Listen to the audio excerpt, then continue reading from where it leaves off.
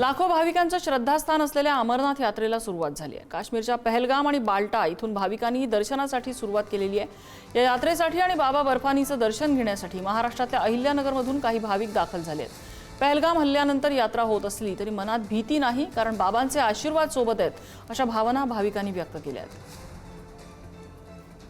गजरामध्ये देशभरातून आलेले भाविक बाबा बर्फानीच्या दर्शनासाठी आतुर झालेले आहेत आणि त्यातच आता महाराष्ट्रातून अहिल्यानगर मधून भाविक नवतरुण मुलं या अमरनाथ यात्रेसाठी आलेले आहेत।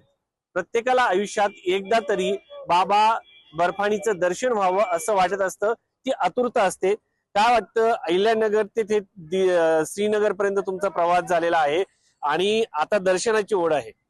हो, आता दर्शनाची जोड आहे, कारण प्रवास आम्ही खूप मोठा केला।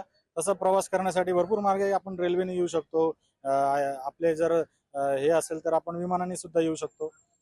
तर सुविधा व्यवस्थित आहे आणि येण्यामध्ये काही हे नाहीये, आणि यात्रा पण अशी ते अतिशय सुरवण आहे, त्यासाठी उत्सुकता आम्हाला भरपूर आहे। आमचे काही मित्र आहेत ते दरवर्षी जातात, तर यावर्षी आमची इच्छा प्रकट झाली आणि मी सरांना कॉल करून सांगितलं की यावर्षी आपण जाऊच, आणि आम्ही मनापासून तयारी केली, रजिस्ट्रेशन केलं गव्हर्नमेंटच्या वेबसाईटवरनं, आणि आम्हाला परवा दिवशी जी 5 तारीख मिळालेली, आम्ही त्या दिवशी यात्रेला सुरुवात करणार आहे। घरच्यांच्या काय भावना होत्या?